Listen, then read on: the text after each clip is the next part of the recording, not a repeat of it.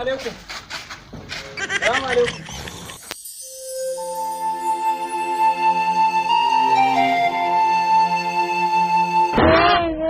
Dan uwarka me yasa ka jefa ni ruwa? Ka san sati nawa ne sarki ruwa na nema na? Sati 8 ya sarki ruwa. Jinyan wata 4 nayi.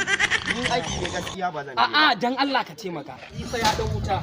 Me kuma? Wallahi aiki ne ba zan yi.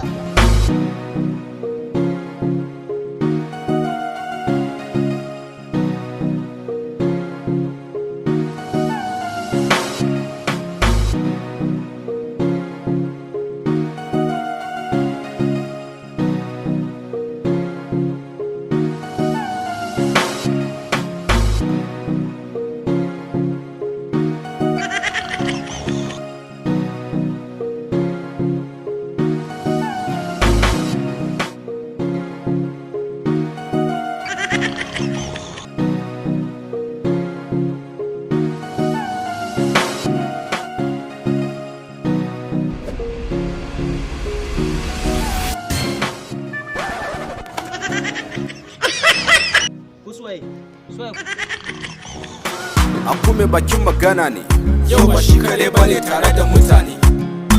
Hannuna akwai wasika, gurin shugaban kasa za mu mika ne. Cikinmu ni ne speaker, yi abin da ka saba dauki sakon ka mika. Ba mika sakon ba yayi sai mun aika, domin na ga tare da shi da wayan su mutane da ke toshe yadda zai san me ke damun mutane. Mugwayen fadawa idan duniya ne, sai kun mutu ne ma sannan za a kara birane.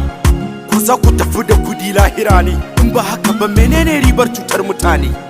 Shugaban kasa wannan aikin ka ne, in mutum daya ya cutu a kasa silar ka ne.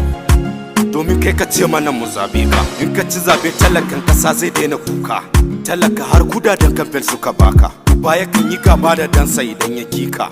Ka ci zabe muka fito maka barka, garin murnar ka ci ne wani ya kace mun kaka. Duk da haka mamana tana son ka, ka san me yasa sare da talaka yake maka. Karo na biyu muka kare zabanka, saboda har yanzu kyakkyawan zato muke maka. Amma shugaba a cikin garin ka, yan ta'adda na bin mutane gidaje su yanka. In na tuna abun yakan sani kuka, wai yaushe ne talakan kasa ta zai tsaye da fika. Talaka bai san ana mulkarsa ba, tisha lafiya ba ta ishe shi ba, ruwa titi wuta bai kwalla faransa ba, a tiran ma kuma bai tsira da nasa ba. Muna so mu kwana gidajenmu, babu hali tsoro ya kame mu, domin ranan gaban idanu suka lalata kanne suka kace yan uwanmu. Yaya ake so mu yi da ranmu?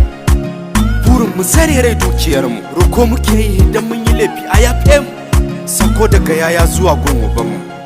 Don Allah dan annabi taimake mu, a taimake mu, don Allah a taimake mu.